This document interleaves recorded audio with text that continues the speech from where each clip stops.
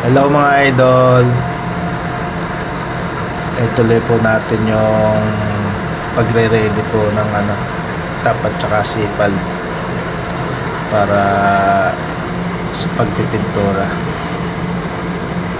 Ayan po. Sinasalansan na po natin dito yung tapat sipal.